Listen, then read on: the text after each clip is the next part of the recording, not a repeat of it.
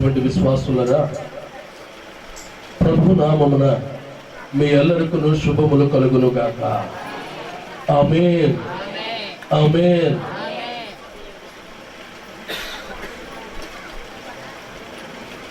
నన్ను ఇక్కడికి ఆహ్వానించిన త్రియేక దేవుని నామమునకును, మీ సంఘ గురువర్యులైన మిఖాయేలు గారికి, వారి కుటుంబమునకును, వారి సంఘమునకును నా హృదయపూర్వక వందనములు తెలియజేస్తూ ఉన్నాను. దేవునికి మహిమ కలుగును గాక. ప్రియ దేవుని యొక్క సంగమా, మనము ఈరోజు క్రిస్మస్ ఆరాధన కార్యక్రమానికి వచ్చిన వారమైనాం. క్రిస్మస్ అంటే ఆరాధించుట, పూజించుట, లేక కనపరచుట. కానీ ప్రియ దేవుని యొక్క సంగమా, నేనైతే ఆయన ఇష్టాన్ని నెరవేర్చుట అని అంటారు. దీన్ని ఒప్పుకుంటామా? ఒప్పుకుందామా? చెప్పాలి. మీరు రిప్లై ఇస్తేనే సప్లై అవుతుంది. చాలా జాగ్రత్తగా విన్నారు. ఆయన మాట చొప్పున నెరవేర్చుటే అది క్రిస్మస్. అవునా కాదా? చెప్పాలి. దేవుని మాటను నెరవేర్చుటే ఈ భూలోకములో క్రిస్మస్ అయి ఉన్నది. కొన్ని వేల సంవత్సరముల క్రితమే అమ్మ గమనించాలి. మీరు మాట్లాడితే వాక్యానికి ఇబ్బందిగా ఉంటుంది. ఇంకా వాక్యములోకి మనం వెళ్ళలేదు, ఉద్బోధకములో ఉన్నాం. క్రిస్మస్ రోజున మనము చేస్తున్నటువంటి కార్యములన్నీ దేవునికి ఇష్టమైనవిగా ఉండాలి. ఆయన ఇష్టానుసారముగా మనము జీవించగలిగినటువంటి వారమై ఉండాలి.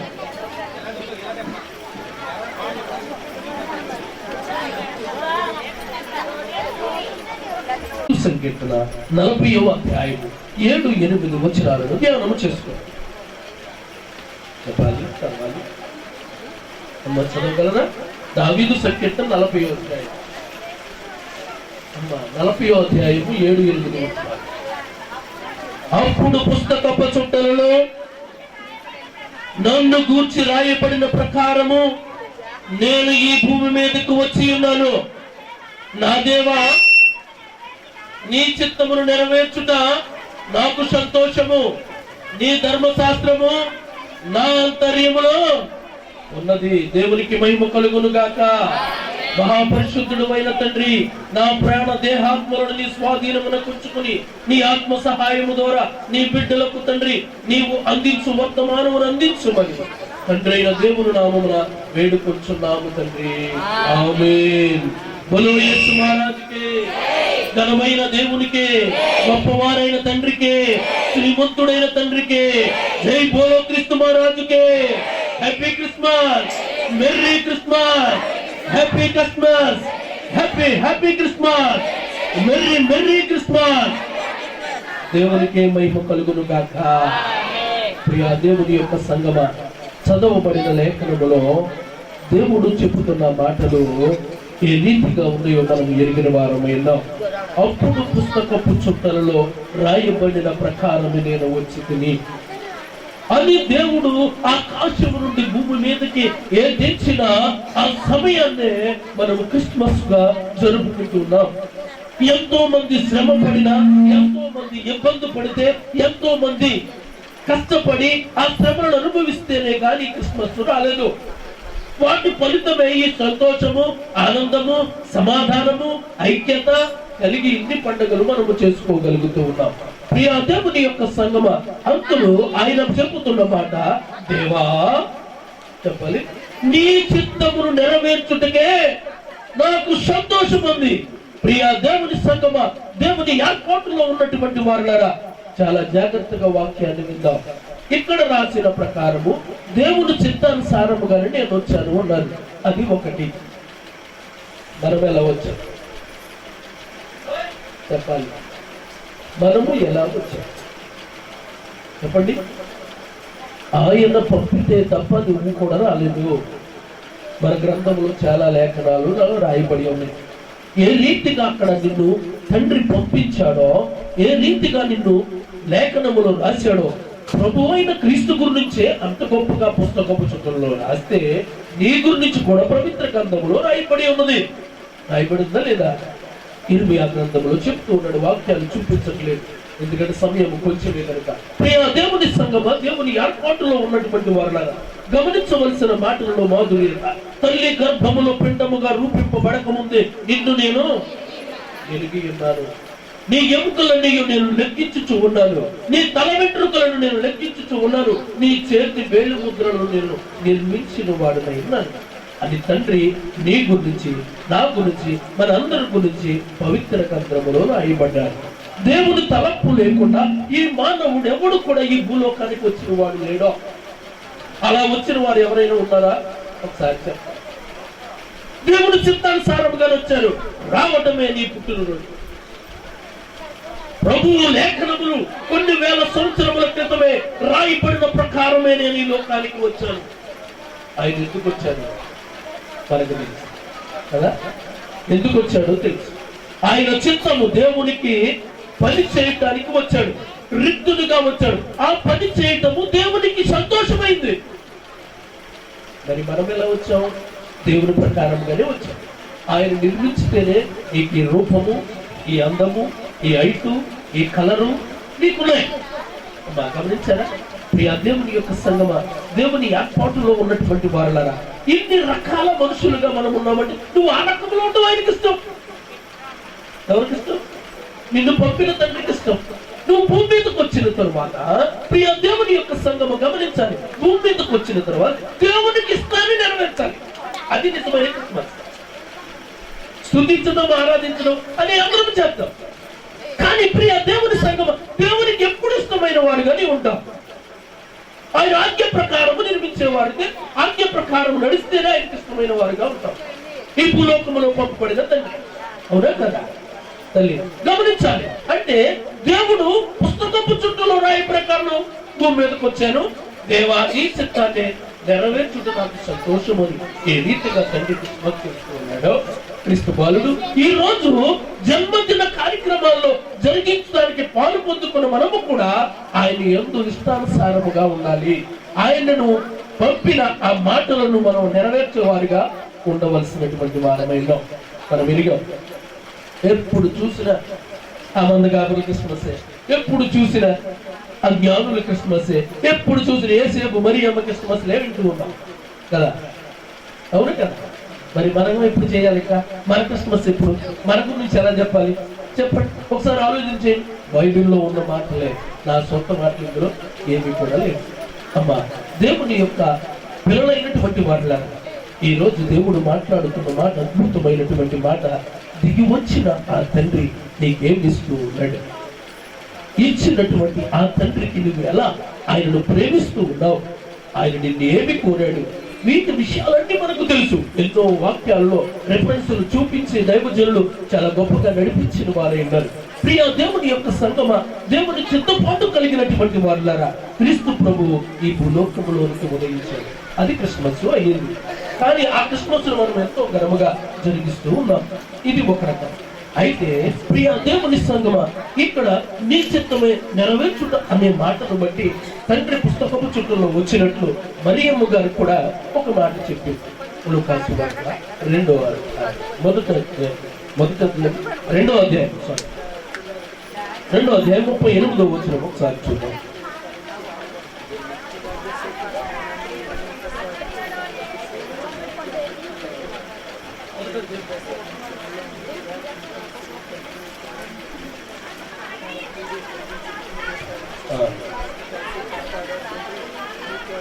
చాలు చాలు చాలు. దేవుడి వాక్యమును మన వెనుకలో జీవించిన ప్రభు చిత్తము జరుగును గాక నీ దాసురాలు. అప్పటికి తల్లి ప్రదానము చేయబడింది. అవునా కదా? ప్రదానము చేయబడినటువంటి ఈ తల్లి విషయంలో దూత చెప్పిన ఆ మాటను విని నీ చిత్తమునే జరుగును గాక అని లోబడింది. అంటే ప్రియ దేవుని యొక్క బిడ్డలారు గమనించండి, నిజమైన క్రిస్మస్ మరియమ్మ తల్లి చేసి నీ ఇష్ట ప్రకారముగానే జరుగును గాక అన్నప్పుడు ఆమె తల్లి ఆమె యొక్క హృదయములో దేవుని ఎంతగా చేర్చుకుందో ఒకసారి ఆలోచన చేయాలి. దేవుని ఎంతగా ప్రేమించిందో ఒకసారి చేయాలి. ప్రదానము చేయబడిన ఆ యవనస్తురాలకు యోధ మతాచార ప్రకారము లేక ధర్మశాస్త్ర ప్రకారము, మోషే రాసిన ధర్మశాస్త్ర ప్రకారము ఏ ఇద్దరు సాక్షులైనా సరే ఆమె గర్భము దాల్చింది అని సాక్ష్యము చెబుతామని ఊరు బయటకు తీసుకెళ్లి రాళ్లతో కొట్టి చంపేస్తారు. ఈ విషయము బైబిల్ గ్రంథంలో మనకు ధర్మశాస్త్రము నేర్పినటువంటి విధానం. అందుకనే మనము చదివిన ముందు అధ్యాయములో నీ ధర్మశాస్త్రమును నా ఆంతర్యములో ఉన్నది, ఎంత తన హృదయములో అంతర్యములో ఉంచుకుని ఆ పని చేస్తుందో ఒకసారి మనం ఆలోచన చేయవలసినటువంటి వారమే. ఆమె పరిశుద్ధాత్మ వలన గర్భం వచ్చింది, అది నిజమే. కానీ ప్రియ దేవుని సంగమ అక్కడ ఒక కార్యము జరగకుండా ఆగిపోయింది. ఏంటి చెప్పాలి అమ్మా? అమ్మా, వివాహము జరగకుండా ఆగిపోయింది. ఆ వివాహము జరగకుండా ఆగిపోవటము దేవునికి ఇష్టమైంది. అమ్మా మాట్లాడితే ఒకసారి, వివాహము జరగటము దేవునికి ఆగిపోవడం, వివాహం ఆగిపోవడం దేవునికి ఇష్టమైంది. కానీ ఆ వివాహము జరుగుంటే మరియమ్మ ఒక్కదే దీవించబడును. కానీ వివాహము జరగలేదు కనుక మనందరికీ రక్షణ వచ్చింది. అవునా కదా? చెప్పండి, దేవుని యొక్క మాటల్లో ఎంతటి మాధుర్యత కనబడుతుందో ఒకసారి ఆలోచన చేయాలి. తల్లి యొక్క వివాహాన్ని ఆపేశాడు తండ్రి, అది ఆయనకి ఇష్టమైంది. కానీ ఆ వివాహము జరగటం వలన మరియమ్మకు రక్షణ, కానీ ఆ వివాహము జరగకపోవడం మనందరికీ రక్షణ. అవునా కదా? అందుకనే ప్రభు ఈ లోకానికి వచ్చాడు. ఆమె ఎవరు? ఈ భూలోకములో ఒక విశ్వాసి. ఎవరు? ఆ తల్లి మరియమ్మ. ఎంత నిందలు పడిందో, ఎన్ని అవమానాలు పడిందో, ఎన్ని శ్రమలు పడిందో, అక్కడికి కన్న తల్లి కూడా ఇంట్లోంచి పెట్టేసింది. ఆమె ప్రయాణం అయిపోయింది. ఎక్కడికి వెళ్ళాలి? దిక్కు దోసన స్థితి. యేసేమేమో నీతిమంతుడుగా ఉన్నాడు, నిందారహితుడిగా ఉన్నాడు. ఆమెను అవమానపరచకుండా మనమైతే ఏం చేస్తాం? ఎంత గోల చేస్తాం, ఎన్ని పంచాయతీలు పెడతాం. కానీ యేసేపు తన మధ్యలో ఆలోచన. కానీ యేసేపు గారు బైబిల్ గ్రంథంలో ఒక్క మౌన సాక్షిగా ఒక్క మాట అయినా మాట్లాడినట్టు ఎక్కడ ఉందా? ఒక్క మాట కూడా మాట్లాడలేదు ఆయన. ప్రభు రావడానికి గొప్ప మౌన సాక్షిగా ఉన్నాడు ఆయన. ప్రియ దేవుని సంగమ, దేవుని ఎయిర్పోర్టులో ఉన్నటువంటి వాళ్ళ మౌనములో కూడా క్రిస్మస్ చేశాడు ఆయన. క్రీస్తు బాలుడు రావడానికి ఆయన పెంచే తండ్రిగా, ఆయనను సంరక్షించే తండ్రిగా ఈ భూలోకంలో ఆయన ఏర్పాటు చేసుకున్నాడు దేవుడు. ఎందుకంటే ఆయన ఇష్టమయ్యాడు. అలాగే ఉండాలి మన విశ్వాసం. మరియమ్మ విశ్వాసం మనకు ఉండాలి. అంతటి బాధ పొందుతున్న ఆ తల్లిని ఈయనెవరు? యేసేపు గారు. యేసేపు గారు ఎవరు? దావీదు వంశంలో పుట్టినాడు కదా. దావీదు వంశంలో పుట్టాడు, ఎన్నను పుట్టాడు? దావీదు వంశంలో పుట్టాడు. వంశములో పుట్టినటువంటి వారికి ఈయన ఎక్కడికి వెళ్ళాడు? జనాభా లెక్క రాయడానికి. బెత్లెహేము అంటే ఎవరి ఊరు? తెలుసుగా మనకి. దావీదు ఊరికి వెళ్ళి, దావీదు ఊర్లో ఎవరుంటారు? వారి సంతానమే ఉంటారు, వారి సంబంధికులే ఉంటారు. ఇంకెవరు ఉంటారు చెప్పండి? మన ఊళ్ళో మన బంధువులు ఉంటారు, మన స్నేహితులు ఉంటారు. అంతేగాని బయట ఎవరు వచ్చి ఉంటారు కదా. మరి అది దావీదు ఊరైనప్పుడు దావీదులో వంశంలో పుట్టినవాడు వారి బంధువులే ఉంటారు తప్ప, దావీదు వంశస్థులే ఉంటారు తప్ప ఇంకెవరైనా ఉంటారా? ఆ ఊరికి పేరేంటి? దావీదు ఊరు. అవునా కదా? మరి ఆ ఊర్లో ఇంకెవరుంటారు? వాళ్ళ వంశస్థులే ఉంటారు. నవమాసాల నుండి నా తల్లి ఇంకా కనేస్తుంది కొద్ది క్షణాల్లో. అనగా ఆమెను గాడి మీద కూర్చోబెట్టుకుని యేసేపు గారు ప్రతి ఇంటి గుమ్మ తలుపు తట్టాడు. కానీ ఆమెను చేర్చుకుంటానికి ఎవరు మనసు అంగీకరించారు. ఆ క్రీస్తు బాలుని ఆ తల్లి పవిత్రముగా ఆమె ఎంతకు చేరితే ఆమెను స్వీకరించడానికి ఏ తలుపు కూడా స్వీకరించుకున్నారు. నువ్వు ఎందుకు మాటలు చెప్పండి? నువ్వు ప్రధానము చేయబడిన తర్వాత తప్పు చేసావు అని ఎన్ని రకాలుగా అవమానపరుచుంటారు. యేసేపును కూడా ఎంత అవమానపరుచుంటారు తల్లి. గమనించండి, ఆ శ్రమ పడటము దేవునికి ఇష్టమైంది. నీ జీవితంలో శ్రమ వస్తే ఆ శ్రమకు ఫలితము దేవుడు మేలునిస్తాడు. శ్రమ పడిన వారే నిజమైనటువంటి క్రిస్మస్ చేసిన వారు. ఈ శ్రమ నాకెందుకు ఇస్తాడు దేవుడు? అయ్యారు మీరు సరిగ్గా ప్రార్థన చేస్తలేదేమో, నాకు ఈ శ్రమ పోవట్లేదు అన్నట్టు. కానీ అది కాదు. ఆ శ్రమ వెనక దేవుడు మేలుడు కాదు. ఈ దేవుని యొక్క బిడ్డలారా, గమనించవలసినటువంటి మాట, ఎంత మౌనముగా ఉంటే మనము అంతగా దీవించబడతాం. ఇంటి దగ్గరైనా నీ రోడ్లో ఉన్న నీ కుటుంబంలో నీవు మౌనము దాల్స్తే నీ రోడ్డంతా బాగుపడుతుంది. నీ రోడ్డంతా నిన్ను దండిరాలంటుంది. నీ దీవెన ఆ గ్రామానికి, ఆ కుటుంబానికి, ఆ రోడ్డంతటికి వస్తుంది. మరియమ్మ దండిరాలుగా ఉంది కనుక ప్రియ దేవుని యొక్క బిడ్డలారా, మౌనముగా తన బలహీనతను, వారు ఇచ్చినటువంటి అవమానాలను సేకరించుకున్న వాటినన్నింటినీ మౌనముగా భరించింది కనుక ఆమె ఇంట్లో క్రీస్తు పుట్టాడు. ఆమె ఎవరో విశ్వాసి. ఆమె ఇంట్లో క్రీస్తు పుట్టాడు. మరి మన ఇంట్లో పుట్టాలి కదా, పుట్టాలా లేదా? అయితే తల్లి గమనించాలి, ఇది సాధ్యము కాదు, నేను నమ్మలేను, నేను పురుషుని ఎరుగున దాని కాదని తల్లి ఒక సాటం. అప్పుడు చెప్తాడు దూత, నీ బంధువు అయినటువంటి ఎలిజబెత్ అమ్మ కూడా వృద్ధాప్యములో గర్భం దాల్చింది, అక్కడికి వెళ్ళు అని చెప్తారు. వెళ్ళిన సమయంలో ప్రియ దేవుని యొక్క సంగమంలో గమనించాలి, జకరియా గారు గొప్ప ప్రవక్త. అంటే ఆయన పాస్టర్ గారే కదా, ఆమె తల్లి కూడా ఎలిజబెత్ అమ్మ కూడా పాస్టర్ అమ్మ గారే కదా. మరి మరియమ్మ గారు ఎవరు? విశ్వాసం, మీలాంటి వారు. ప్రియ దేవుని సంగమా, ఆ తల్లి మరియమ్మ గారు విశ్వాసికి పాస్టమ్మ గారి దగ్గరికి వస్తే పాస్టమ్మ గారు లేచి నిలబడి వందన సమర్పించారు. చెప్పాలి ఎందుకని? ఆయన పరలోకములో ఉన్న తండ్రి, వాక్యమై ఉన్న తండ్రి ఆమె గర్భము మోస్తుంది కనుక ఏం చేసిందమ్మా? విశ్వాసి వస్తే పాస్టమ్మ గారు లేచింది కదా. విశ్వాసి ఇంట్లో ఎవరు పుడుతున్నాడు? ఎలిజబెత్ అమ్మ గారి ఇంట్లో ఎవరు పుడుతున్నారు? పాస్టర్ గారికి ఏమో ప్రవక్త, విశ్వాసి ఇంట్లోనేమో దేవుడు. దేవునికే మహిమ కలుగును గాక. ఈ రోజు మీ ఇంట్లో ఆయన పుట్టాలి. అదే నిజమైన క్రిస్మస్. మీ హృదయంలో పుట్టాలి, మీ గ్రామంలో పుట్టాలి. 2020వ సంవత్సరం మొదటి దినమున మీ గ్రామానికి ఆయన వస్తూ ఉన్నాడు. పసి బాలుడుగా వస్తున్నాడు. చేర్చుకునేవారు దీవించబడతారు. ప్రియా దేవుని యొక్క సంగమ, గమనించవలసినటువంటి మాధుర్యత మనం ఎరిగినటువంటి వారు. ఎంత బలమైనటువంటి అక్కడ ఆ మాటలు ఎరిగినటువంటి ఆ తల్లి ఆ ప్రసవ వేదనలు పడుతూ అక్కడికి వెళ్ళింది. స్థలము లేదు, సత్రానికి వెళ్ళింది. రోడ్డు మీద తిరిగేవాడికి, అడుకునేవాడికి స్థలం ఉంది కానీ సత్రంలో చూడండి తల్లి, ఆ పరిశుద్ధునికి స్థలము లేదు. ఆయన ఒక వాక్యంలో అంటూ ఉన్నాడు, మీరు తోటలను నాటండి, ఇళ్లను కట్టుకోనండి, బావులను తవ్వండి, నేను సముద్ర జీవమును మీకు ఇస్తానని దేవుడు లేఖనములు తెలియజేస్తూ ఉన్నాడు. ప్రియా దేవుని యొక్క సంగమ, దేవుని ఏర్పాట్లో ఉన్నవారా, దేవుని చిత్తానుసారంగా మనం చేయాలి. అది ఏది శ్రమ వచ్చినా, ఏ నిందొస్తున్నా అది దేవుని మీద వేస్తేనే మరియమ్మలాగా అంతటి విశ్వాసము కలిగి అంతటి ధన్యకరమైనటువంటి ఆ దేవుణ్ణి మనము సంపాదించుకుంటాం. నీ హృదయములో ఆయన పుట్టాలి, నీ సంఘములో ఆయన పుట్టాలి, నీ ఇంటిలో పుట్టాలి, నీ వీధిలో పుట్టాలి. అది నిజమైన క్రిస్మస్. నీ దేవుని సంఘము గమని వచ్చాం, అయిపోయింది, ఏదో చెప్పారు, వెళ్ళిపోయాం. కానీ ఎన్నో వాక్యాన్ని మనం ఏం చేయాలి తెలుసా? బయటకు ప్రచురణ చేయాలి. మనం ఇప్పుడు వరకు నిన్నటితో పాత సంవత్సరం ముగించబడింది. ఇప్పుడు కొత్త సంవత్సరం వచ్చేసింది. కొత్త సంవత్సరం ఎలాగుందో మనకు అనేది కాదు. పాత సంవత్సరంలో ఎలాగుందో గతించిపోయింది.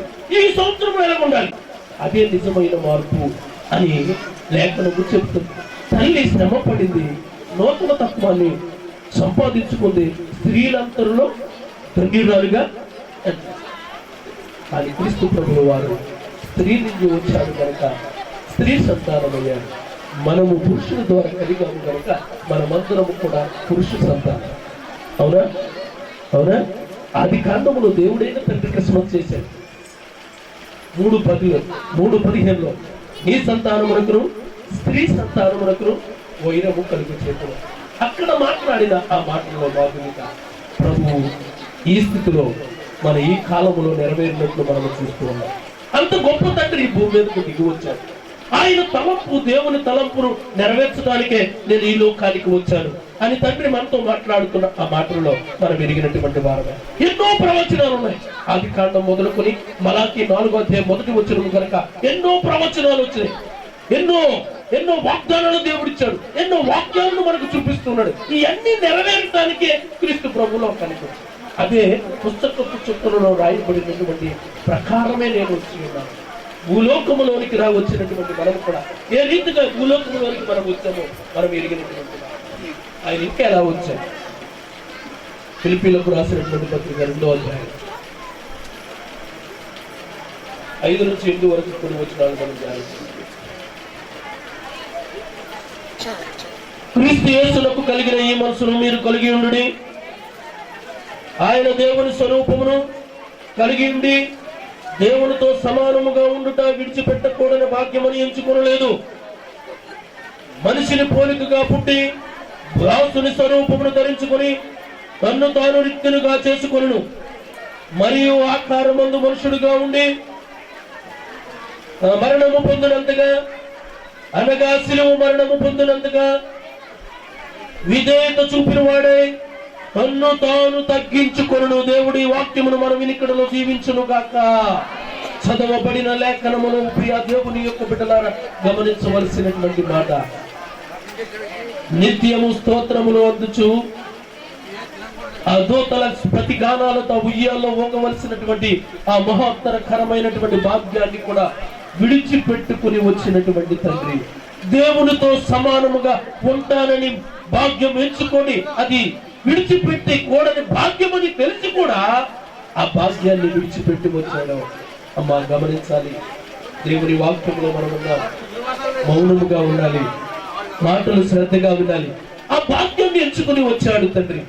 ఈ రోజు మనకున్న దాన్ని విడిచిపెట్టి వస్తే నేను నీకు నిత్య జీవాన్ని ఇస్తానంటే ఎవరైనా వస్తారా? చెప్పండి. రారు. ఒక కుర్రడు ప్రభు దగ్గరికి వచ్చి అయ్యా నాకు నిత్య జీవం కావాలని అడుగుతూ ఉంటే ఆయన ఏం చెప్పాడు? మనందరికీ తెలుసు కదా, నీకున్నవన్నీ పేదలకు ఇచ్చి పంచిపెట్టే నువ్వు నా ఎద్దుకు రా అన్నా. వచ్చాడా? రాలేదు. కానీ ప్రియ దేవుని ఆయన చూడండి ఎంతటి భాగ్యాన్ని విడిచిపెట్టుకున్నాడు, ఎంతటి మహిమను అక్కడ విడిచిపెట్టుకుని దాసుని స్వరూపం అంటే నీ పోలిక నా పోలిక, శరీర మాంసాలు కలిగి భూలోకానికి అవతరించిన అతను ఎందుకు చెప్పాలి? ఎందుకు అవతరించాడు? ఎక్కడ నీ స్నేహము నువ్వు పాడు చేసుకున్నావో, నీతో మాట్లాడటానికి, నీతో సావాసము చేయటానికి, నీతో కూర్చుని సంభాషణ చేయటానికి, నీ మంచి చెడ్డలు తెలుసుకోవడానికి తండ్రి నీతో స్నేహితుడిగా వస్తూ నీతో కలిసి ఉన్నప్పుడు నువ్వు పోగొట్టుకున్న ఆ మహిమను మరలా నీకు ఇవ్వటానికి నీ మీద కలిగిన ప్రేమతోనే భూలోకానికి దిగి వచ్చాను. అవునా ఏమ్మా? ఎప్పుడు జరిగిందని? ఆదాము అవ్వల కాలంలో పోగొట్టుకున్న మహిమ ఎక్కడ జరిగిందంటే క్రీస్తు ప్రభు రావటం ద్వారా, ఆయన ఈ భూలోకానికి వచ్చుట ద్వారా నీతో నాతో సమానముగా ఉండటానికి ఆ మహిమను ఆయన కప్పుకుని ఈ లోకానికి వచ్చాడు. స్త్రీ గర్భమందు స్త్రీని పురుషుడు, స్త్రీకి సంబంధించినటువంటి ఆ గర్భములో దాగి ఉండి 9 నెలల 10 రోజులు ఆ గర్భములో ఉండి ఈ భూమి మీద నువ్వెలాగైతే తల్లి గర్భముల నుండి బయటకు వస్తున్నావో అదే చిత్తానుసారముగా తన్ను తాను తగ్గించుకుని రిక్తునిగా దాసుని స్వరూపము, యజమానుడి స్వరూపము దోచుకున్నావు. వస్తే నీవు తట్టుకోలేవు, నీవు చూడలేవు ఆయన్ని. ఆయన వెలుగును నీవు చూడలేవు. మంద కాపుల యొక్కకు వచ్చిన వెలుగును చూసే వారు భయపడితే ఆయన నిజంగా చూడగలమా? బైబిల్ గ్రంథంలో ఎవరైనా ఆయన చూసిన వాడు ఉన్నారా? ఎవరు కూడా. ఎంత దేవుడు! ఆకాశము నా సింహాసనము, భూమి నా పాదపీఠమన్న తండ్రి అంత దేవుడు ఒదిగి చిన్న గర్భము, జానడ గర్భములోనికి రావటం అంటే ఎంత ఆశ్చర్యము తల్లి. గమనించండి. ఈ రోజు ప్రియ దేవుని యొక్క బిడ్డలారా, నిన్ను రూపించి తల్లి గర్భములు పిండముగా చేసినప్పుడు నీతో పాటు ఆయన 9 నెలల 10 రోజులు ఆ గర్భమని గదిలో ఉండి నిన్ను చెక్కుతాడు. నీకేమి కావాలో, నీ రూపం ఏమిటో, నీ స్థితి ఏమిటో, నీకు ఎంత అందము కావాలంటే కూడా ఆయన చెక్కిన తరువాతనే, సంపూర్ణము చేసిన తరువాతనే ఆయన ఆమేనంటేనే కానీ నువ్వు బయటికి రా. ఇది చరిత్ర. దుబాయ్ నుంచి తల్లి ఫోన్ చేసింది. తల్లి నుండి పిల్లకి వెళ్ళవలసినటువంటి, పిండానికి వెళ్ళవలసినటువంటి రక్తము సరిగ్గా వెళ్ళట్లేదట. అయ్యా ప్రార్థన చేయించండి, మా తల్లి గారు ఇలాగ హాస్పిటల్లో డెలివరీ, ఒక ఆవిడ పనిచేసే ఆవిడ ఒక విశ్వాసం వెళ్ళింది. ఆ విశ్వాసం చెబుతూ ఉంది, ఆమెకు ఫోన్ ఇచ్చి ఆమెకు ఫోన్ చేయమని చెప్తుంది. అంటే ప్రియ దేవుని యొక్క సంగమా, దేవుని ఏర్పాటులో ఉన్నటువంటి వారులారా, ఎందుకు ఆ రీతిగా జరుగుతుందో ఒక్కసారి మనము చేయాలి. మనందరికీ తెలిసినది ఒక ఆయన ఉన్నాడు, మన ఐదవ ప్రవక్త అయిన గరికపాటి నరసింహరావు. తెలుసు కదా, మనం ఎన్నో చూసాం. ఆయన చెప్తున్నటువంటి మాట ఏంటంటే, పూర్వకాలంలో చేసినటువంటి ఆ పుణ్యాల ఫలమే ఈ మానవ అవతారము, ఈ మానవ జన్మ. ఈ మానవ జన్మలో నీవు మంచి చెడ్డలే నీకు మోక్షంగా గమనించవలసిన మాట. అందరూ చెప్తూ ఉన్నారు, ఏ గ్రంథము చెప్పినా అదే చెప్తూ ఉంది. ఏ గ్రంథము? గణపురంలో కాయనున్నాడు, ఆయన శ్రీశైలంలో ప్రవక్తగా ఆయన చేసిన అక్కడుండి అయ్యా మీరు అన్ని చెప్తారు కదా, మీరు వేదంలో మాట్లాడు కదా, ఆ మార్పులో ఒక నామం ఉంది, శాస్త్రనామం, అందులో అనేకమైన మీరు చెప్పే ఉన్నాయి కదా, వాటికి మీరు పలుకుతున్నారు ఏంటయ్యా అని అంటే ఆయన ఏమన్నా ఇది మా ప్రభుత్వకు సంబంధించింది కదా, మీరెందుకు చెప్తారు? వారు శాస్త్రం మా దేవుడు ఎంత విశుద్ధంగా ఉండాలి, ఎలా ఉండాలి, ఏ రూపం ఉండాలి, ఏ ఆకారం ఉండాలి, ఈయన ఎటువంటి వాడు ఉండాలని మేము నిర్ణయించుకుని మా మిత్రులు రాసిన దాన్ని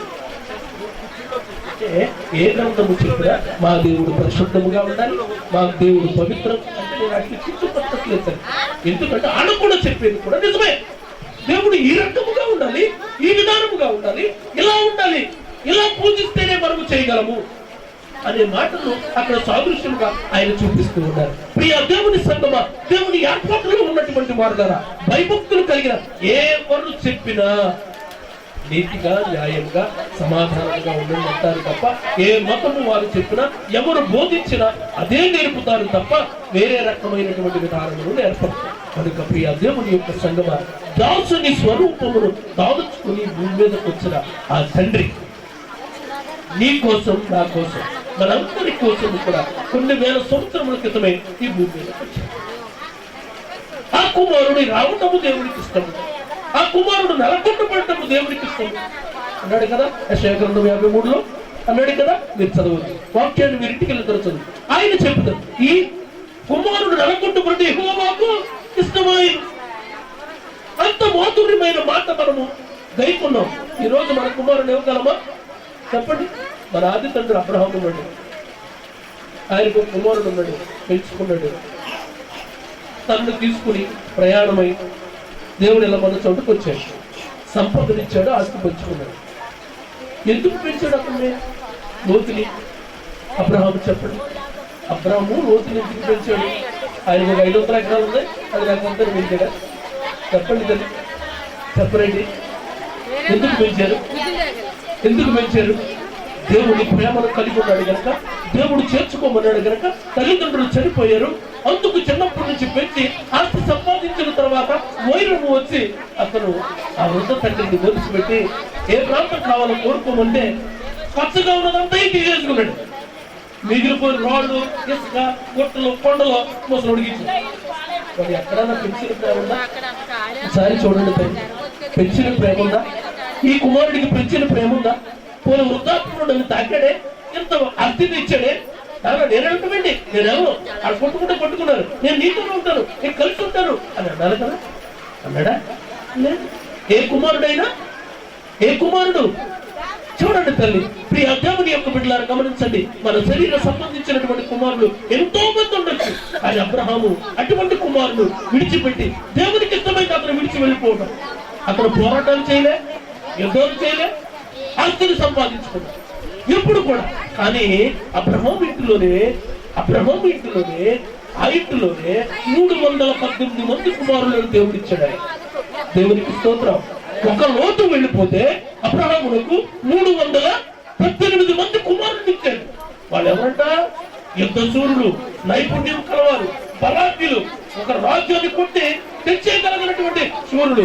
అబ్రహాము గారు ఏ పక్కన తిరిగినా నాన్న నాన్న నాన్న ఇది చేయమంటారా తండ్రి, నా కండను చూడు తండ్రి, చూడండి తండ్రి, నేను ఎలా తింటున్నాను, వ్యవసాయం చేస్తున్నాను అని నాన్నకి తగ్గు లేకుండా ఈ విషయాన్ని దేవుడు వారికి తండ్రికి ఇచ్చాడు. ఒక కుమారుని పోగొట్టుకున్నాడు కదా.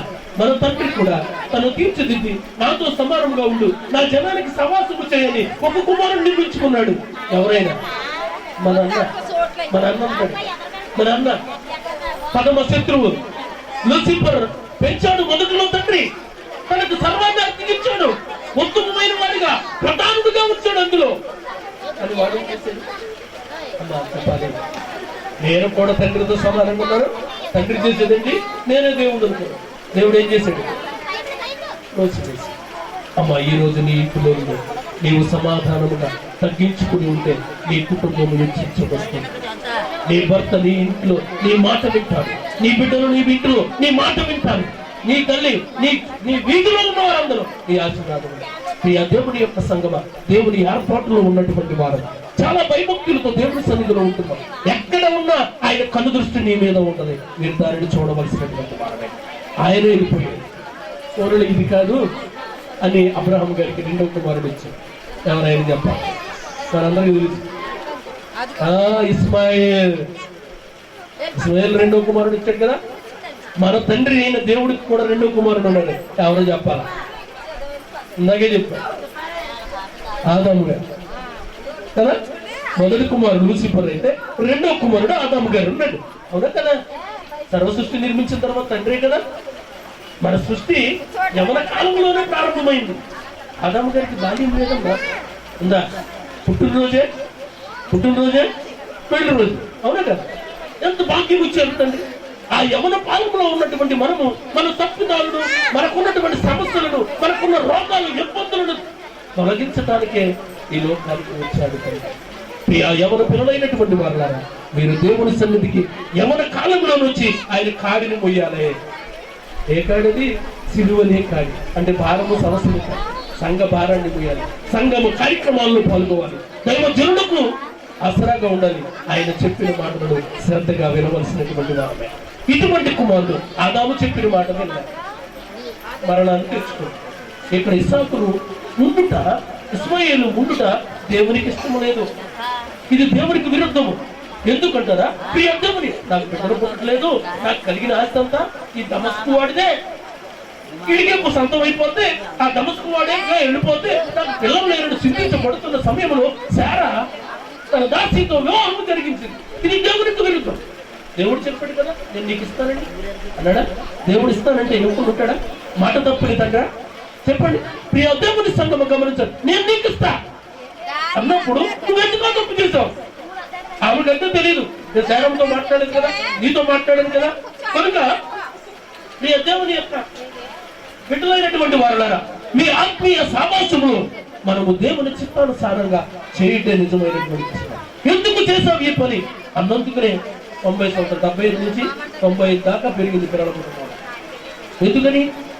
దేవుని మాటను ఇస్మాయిలు ఉంటుంటే నాకు ఇష్టం లేదు, అతన్ని పంపించే ముందనగా. ఎందుకంటే అతని క్రమము, అతని పద్ధతి, అతని నడవడిక, ఆ ఎవరి ప్రాయంలో అతను చేసిన అల్లరి దేవుడికి నచ్చలేదు. నేను నీకు ఇస్తా అన్నగానే మూడవ కుమారుడు ఇచ్చాడు. ఆ మూడవ కుమారుడే ఇస్తా. వాగ్దాన పుత్రుడు నేను నీకు ఇస్తా, వాగ్దాన పుత్రుడు ఇస్తానన్నప్పుడు ఆ తండ్రి ఇచ్చినటువంటి ఆ కుమారుడే ఇజక్, ఇంగ్లీష్ లో ఇజక్ అంటారు, ఇస్సాకునిచ్చాడు. అతడు వలన ఆ కుటుంబము దీవించబడింది. అతడు ధర్మశాస్త్రం ఒప్పుకి లేదు. ఎలా చేయాలి, ఎలా చేసిన ఎవరు అడిగేవాళ్ళు లేరు, పట్టుబాట్లు లేరు, నియమ నిబంధనలు లేవు, ధర్మశాస్త్రము తెలియదు. ఎలాగైనా ఉండొచ్చు. కానీ తండ్రికి దేవుడికి లోబడి జీవించినటువంటి కుమారుడు, క్రీస్తును పోలినటువంటి కుమారుడే ఆ ఇస్సాకు. మన కుమారుడు ఎవరంటే ఆదాము. ఎలాగైతే ఇస్మాయిలు లేక సర్వస్వాన్ని పోగొట్టుకుని ఏమైపోయిందంటే పాపాన్ని తెచ్చుకుని మరణమును సంపాదించుకున్నాడు. మూడవ కుమారుడు వచ్చాడు తండ్రికి. ఇతడు నా ప్రియ కుమారుడు, ఇతడు యందు నేను ఆ కుమారుడు వచ్చాడు. ఆయన నిజమైన యేసుక్రీస్తు ప్రభువు వారు ఈ భూలోకానికి దిగువచ్చినటువంటి తండ్రి. వచ్చిన ఆయన మీకు ఇస్తాడు. ప్రియ దేవుని యొక్క సంగమ గమనించాలి. ఏ రీతిగా విశ్వాస ఇంటిలో క్రిస్మస్ జరిగిందో, విశ్వాస కుటుంబంలో దేవుడు పుట్టాడు. ఈ రోజు విశ్వాసము ద్వారా మీరు ప్రయత్నించిన ఎడల దేవుడు మీ కుటుంబాల్లో ఉంటాడు, మీ హృదయంలో ఉంటాడు, నిత్యము మీతో ఉంటాడు. ఆయన సమస్యలని చెప్పుకున్న ఎడల సమస్తాన్ని నెరవేరుస్తారని దేవుడు వాగ్దానం పరిచాడు. ఆ తండ్రి మనకి అన్ని ఇవ్వటానికి తానే తన రిక్తునిగా వచ్చాడు. ఆది కాండములోనే అక్కడ జరిగిన పాపానికి వారు, ఆ పాపము ద్వారా వారు సిగ్గుపోవటానికి 2 చొక్కాలను ఇచ్చాడు తండ్రి. ఈ లోకములో పాప జీవితంలో ఉన్న మనలను, పాపములో ఉండి కూరుకుపోయిన మనలను ఆయన శరీరం అనే చొక్కాను మనకిచ్చి రక్షణ కవచాన్ని ఇచ్చి నిన్ను రక్షించడానికి ఆయన ఈ లోకానికి వచ్చాడు కదా. ఎన్ని వేల సంవత్సరాల క్రితము ప్రభు ఈ లోకానికి వచ్చాడు కదా, ఈ రోజే మన ఇంటికి వచ్చాడు అని నీవు తీర్మానము చేసుకుని ప్రియ దేవుని యొక్క సంగమ, దేవుని వాక్య ప్రకారం, దేవుని మాట ప్రకారం మనము జీవించాలి. ఆ మాటను నడిచి మనము పోలి ఉండాలి అనేది దేవుడి వాక్యం. దేవుడు ఏ రీతికి అంత దేవుడు అంతగా తగ్గించుకుని ఈ లోకానికి వస్తే మన ఉండి కూడా మనకు ఎంత గర్వం అంటే మనలో మనకు ఉన్నటువంటి విధానం. ప్రియ దేవుని యొక్క బిడ్డలారా, మనం దేవుని పిల్లలు అయినటువంటి వారు. ఓ భక్తుడు ఉన్నారు, ఆయన చెప్పిన ఒక మాట మీకు చెప్పి నేను ముగిస్తాను. బైబిల్ విషయంలో చూస్తే చెప్తా, కాపుకుడైన దేవదాసరిగా మీకు తెలిసి ఉంది. మా అన్ని ఆయన సంస్థానమే. మా 3 సంఘాలు చాలా గొప్పగా జరుగుతూ ఉంటాయి. సువార్త టీవీ వారికి తెలుసు, క్రిస్తవ వారికి కూడా తెలుసు, అందరూ మా దగ్గరికి వస్తూ ఉంటారు. ప్రియ దేవుని సంగమా, ఆయన చెప్పిన మాట మనకు తెలుసు. లోక సువార్త 15వ అధ్యాయంలో ఒక కుటుంబంలో 2 కుమారులు ఉన్నారు. ఒక ఆయన పెద్ద చిన్న కదా. మీరు ఒకసారి ఆలోచించి, మనము నిజమైన దేవుని బిడ్డలం అయితే ఏ రీతిగా ఉన్నాం ఒకసారి ఆ క్రమం మనందరికీ తెలుసు. చిన్నప్పటి నుంచి సండే స్కూల్ కానీ చెప్పుకున్నాం. కానీ అందులో ఒక మర్మము దాగారు. పెద్ద కుమారుడు తండ్రి వద్దనే ఉన్నాడు కదా, ఇది మనకు తెలుసు. చిన్న కుమారుడు ఆస్తిని పంచుకుని బయటికి వెళ్ళిపోయాడు. ఇందులో నిజ క్రైస్తవులు ఎవరో చెప్పాలి, దేవుని నమ్మిన వారు ఎవరో చెప్పాలి. అమ్మ గమనించవలసిన ఈ మాట. తండ్రి దగ్గరే ఉన్నాడు, అనుభవిస్తున్నాడు, తీసుకుంటున్నాడు, తండ్రితో సమానముగా ఉన్నాడు, నిజమైనటువంటి బిడ్డగా తండ్రి దగ్గర ఉన్నాడు. కానీ ఇందులో క్రైస్తవుడు అయినటువంటి దేవుని బిడ్డలైనటువంటి వారు ఎవరితో పోల్చబడ్డారు అంటే, పెద్ద కుమారుడు ఏ రీతిగా తండ్రి దగ్గర ఉన్నా, ఆయన సన్నిధిలో ఉన్నా, ఏ రకమైనటువంటి తప్పిదము చేసి తప్పిపోయి దేశ దిమ్మరిగా తిరుగుతున్నాడో మనం ఇది అది నిజమైన అది క్రైస్తవుల యొక్క పతి. ఈరోజు ఈ లోకంలో ఉన్నటువంటి క్రైస్తవుల పరిస్థితి. కానీ ప్రియ దేవుని యొక్క బిడ్డలారా గమనించండి, క్రైస్తవులకు సాదృశ్యముగా ఎవరున్నారంటే, ఇంటి దగ్గర ఉండి ఆయనతో సావాసం చేస్తూ ఆయన కంచములో చేయి పెట్టి తిన్నటువంటి వాడే క్రైస్తవుడికి సాదృశ్యముగా ఉన్నాడు. కానీ తప్పిపోయిన కుమారుడు ఉన్నాడే, లోకములో ఉన్నటువంటి దేవుడిని తెలియనటువంటి వారిని పోలి ఉన్నాడు. ఎందుకంటారా, వాళ్ళ విధేయతలు దేవునికి ఇష్టమైనది. అంతంత పంచుకున్నాడు, అంతకి పోగొట్టుకున్నా. ప్రియ దేవుని సంగమా, గమనించవలసినటువంటి ఈ మాటలో మాధుర్యం మీరు గమనించాలి. పోగొట్టుకుని తర్వాత నా తండ్రి యొద్దకు నేను చేరతా అంతటి విశ్వాసము కలిగి ఉందాం. నా తండ్రి దగ్గర అనేక మంది పనివారు ఉన్నారు, వారిలో నేను ఒక పనివారుగా ఉంటానని తాను తగ్గించుకొని ఏ రీతిగా వచ్చాడో.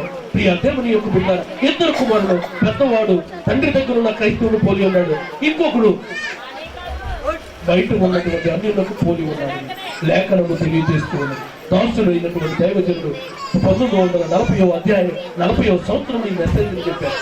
ప్రియ దేవుని యొక్క సంగమ, దేవుని ఏర్పాటులో ఉన్నటువంటి వారుల ఎంత అద్భుత రీతిగా మనం పలుకుతున్నామంటే, ఆ గొప్ప కార్యము ఈ రోజు, ఈ సంవత్సరము, ఈ నూతన సంవత్సరంలో మనము క్రిస్మస్ ఆరాధన జరిగిస్తున్నామంటే ఎంత మాధుర్యముగా ఉండాలి, ఎంత మౌనముగా ఉండాలి. క్రీస్తు ఎదుట మౌనముగా నిష్పక్షాత్మముగా తగ్గించుకుని ఉండాలి.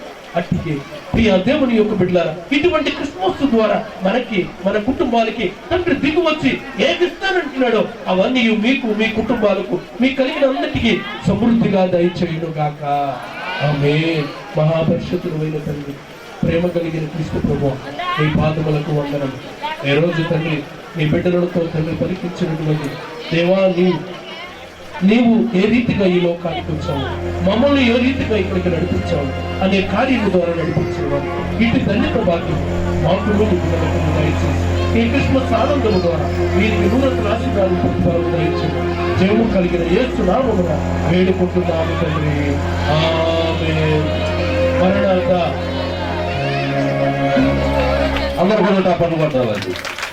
మన జీవితం వరకు దైవ సందేశాన్ని అందించిన పాస్టర్ గారికి మన వెంకటరామనగూడెం సంఘం తరఫున కృతజ్ఞతలు తెలియపరుస్తున్నాను. మొదటిగా మరి ప్రభు ఈ ఒక్క సంవత్సరం మన మధ్య వారిని నడిపించి వారి యొక్క వాక్కుని వినడానికి మంచి అనుకూలత సదాన్ని దేవుడు అనుగ్రహించారు. మరొక మనవి, మన క్రిస్మస్ పండుగ లో ఆరాధన క్రమ సమయం కావస్తూ ఉంది. మంచిగా ఎవరైనా పాట పాడేవారు ఒకసారి